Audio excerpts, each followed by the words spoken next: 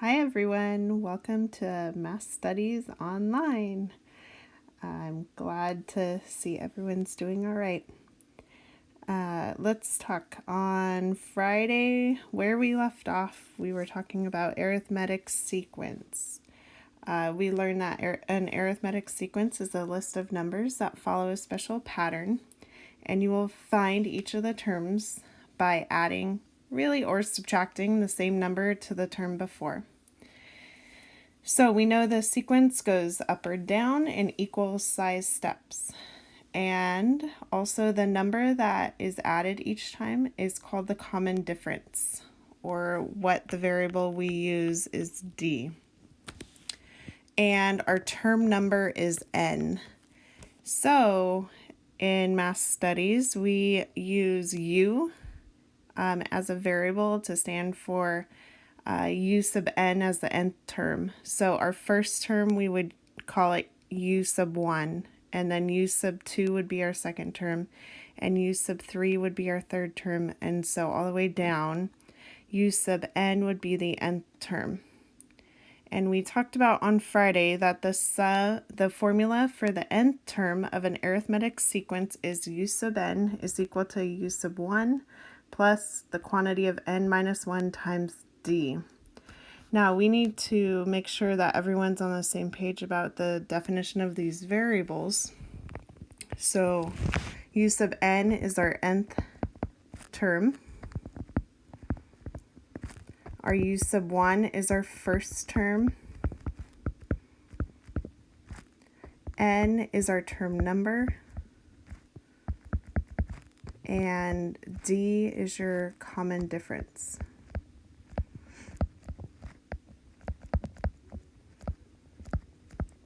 So we used that in the homework from Friday that we haven't actually had a chance to go over. So let's do an example involving that, just in case anyone missed it.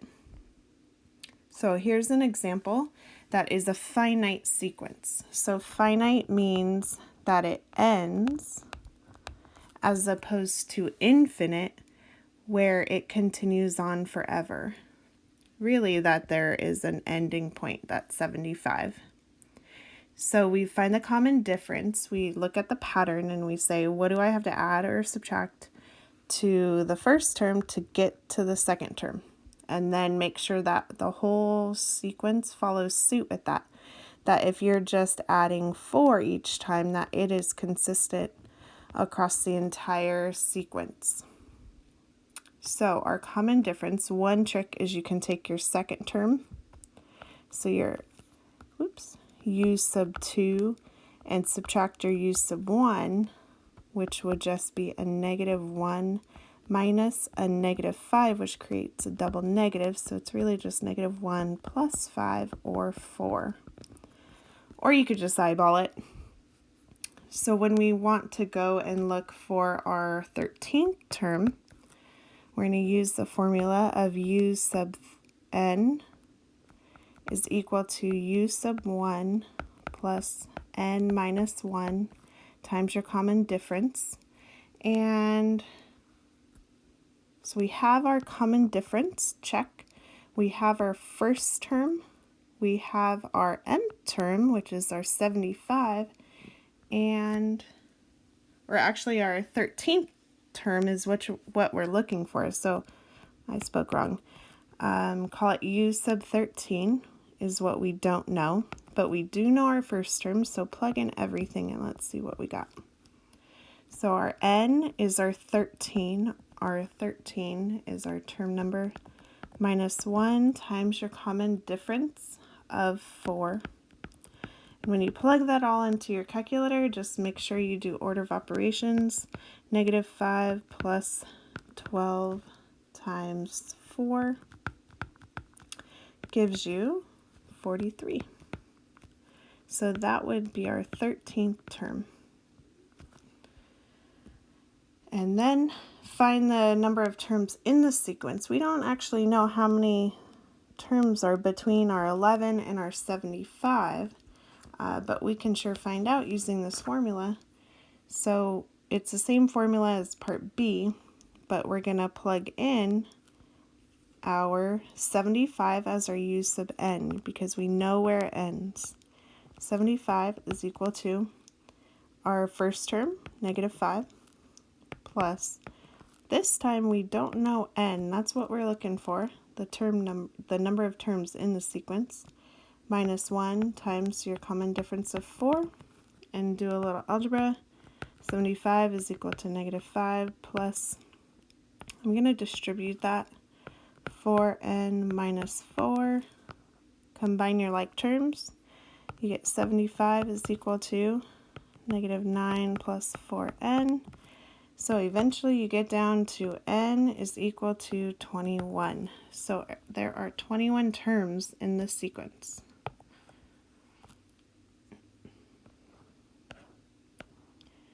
So now let's move on. That was old stuff. What we need to do now is, what happens if you actually want to add up all the terms in your sequence? So if you take a look at my arithmetic sequence of 2, 4, 6, 8, 10, 12, 14, 16, 18, blah, blah, blah, all the way to 26, and you wanted to add all these terms up, we would now call that sum an arithmetic series instead of a sequence. And of course, you can be that kid that'll sit there with your calculator and add up all the terms, and it'll take you a while to enter it all into your calculator, but you could do it.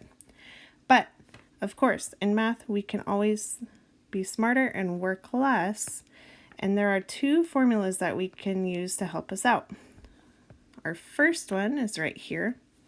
The sum of the n terms of an arithmetic sequence is, now this, whenever you see s sub n, that is the sum up until the nth term.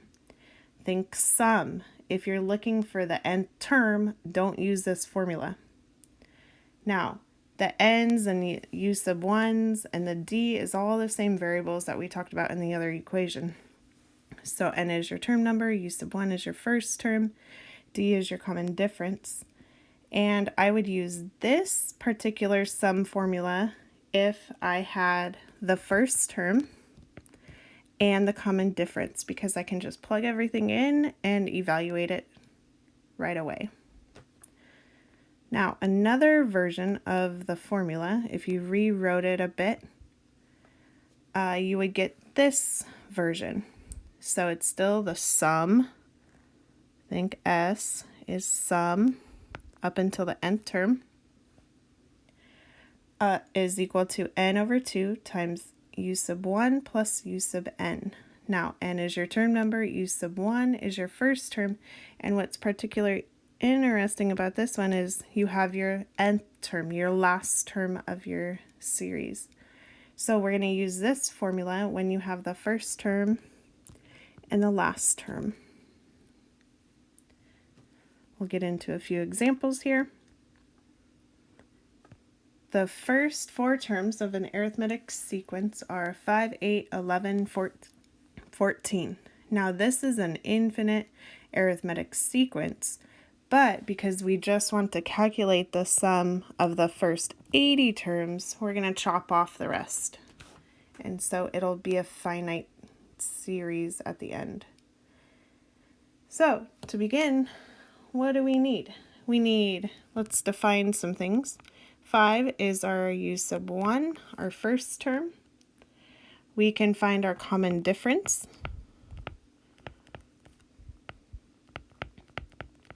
By taking our 8 minus 5, and that gives us 3. So you'll notice that it goes 5 plus 3 gives you 8, 8 plus 3 gives you 11, 11 plus 14, or 11 plus 3 gives you 14, so on and so forth. We know our n value, they just want the sum up until the 80th, the first 80th terms, and that's pretty much all we really need in order to use the formula of the sum up until the 80th term is equal to our, I'll give you the formula to begin with, so you can see where everything goes. 2 u sub 1 plus n minus 1 times your common difference. So the sum up until the 80th term is equal to our 80 divided by 2 times our first term, which is 5. Watch out, there's some big set of parentheses around here. So 2 times 5 plus our n, our 80 minus 1 times our common difference of 3. So a big set of parentheses, I'll bold them. So we need to simplify inside those big parentheses first. Oh, I keep doing that. So sum up until the 80th is equal to 40 times 10 plus 79 times 3, which in the end, the sum is up until the 80th is just quite large, 9,880. There you have it. Our next example is find the sum of this series, where they give you the last term and the first term, so we know our u sub n and our u sub 1. Oh, u, here we go. So let's start. We need our common difference.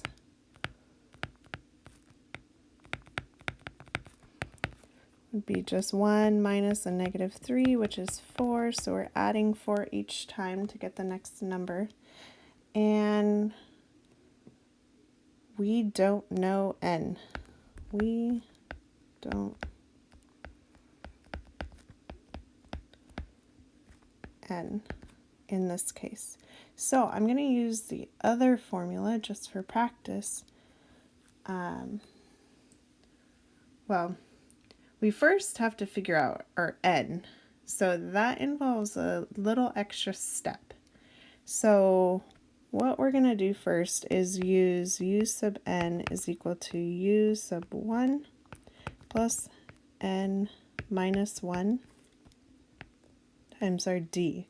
Since we know 1, 2, 3 things out of that equation, we can actually solve for our term number. And then once we have that term number, we can use the sum formula. All right, so dropping everything we know, we got 81 is equal to negative 3 plus n minus 1 multiplied by your common difference of 3.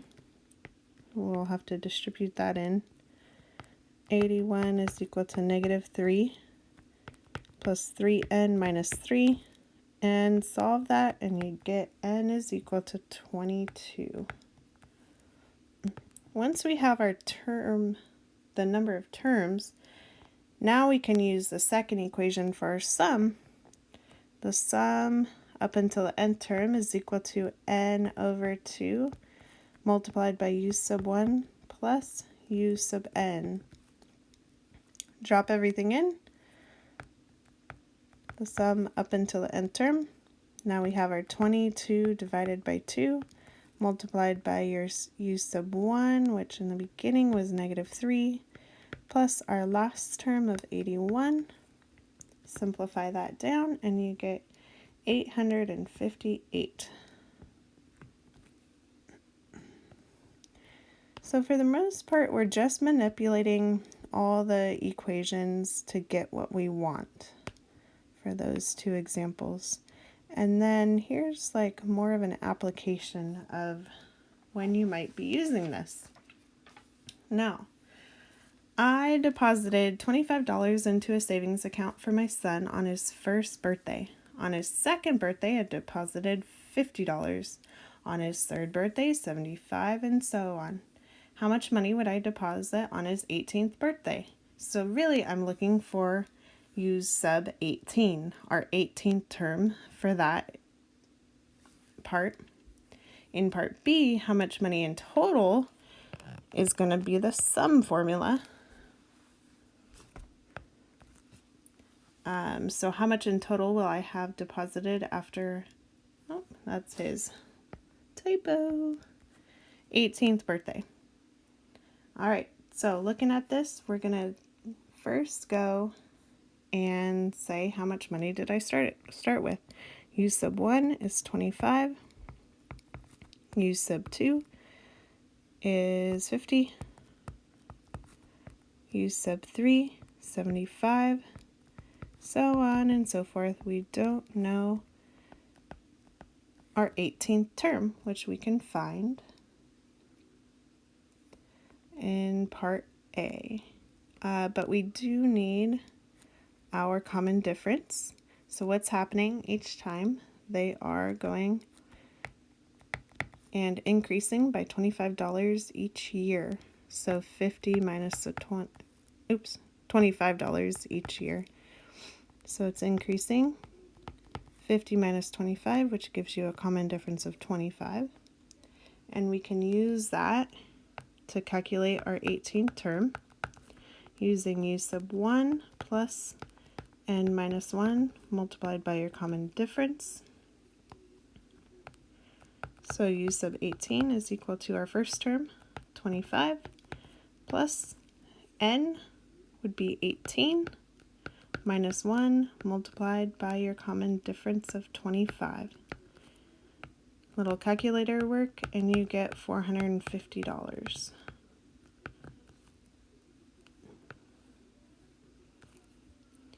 And that's part A. Now, how much in total will I have deposited after his 18th birthday? In part B, I would be using the sum formula up until the 18th term.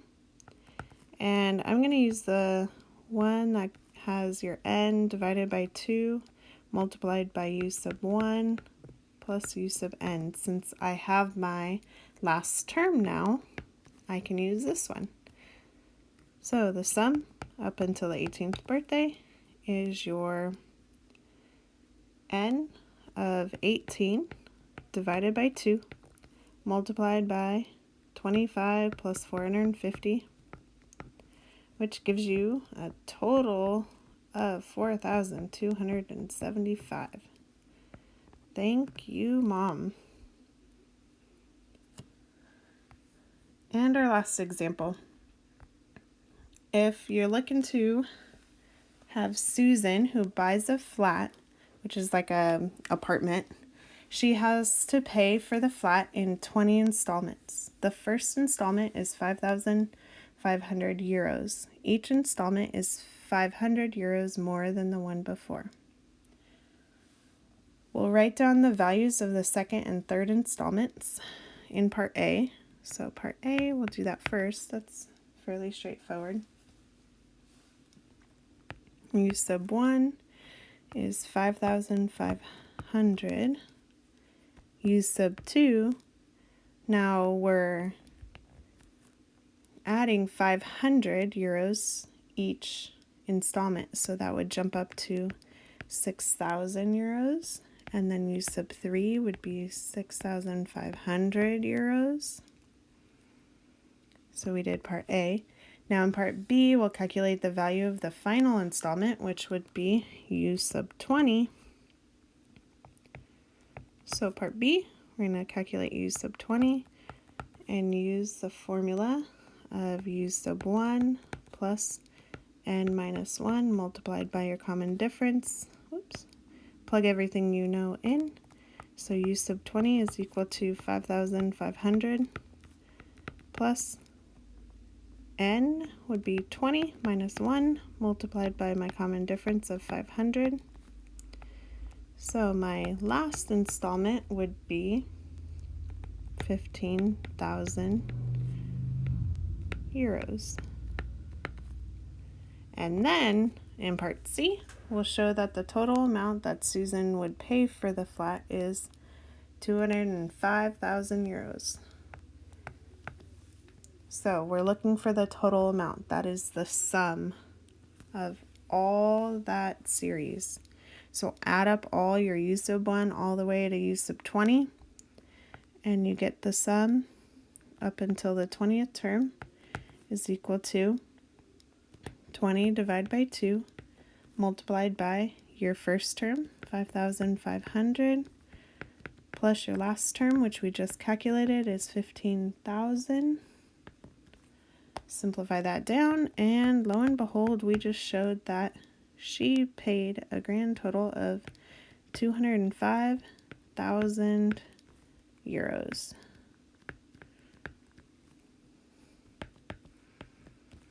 All right. So let's see how this goes. Now at the end of this, you can complete section 7b, 1 to 8, and 7c, 1, 4, and 6. Make sure you get that uploaded into Google Classroom and the assignment for that before the due date. Thank you very much. See you soon.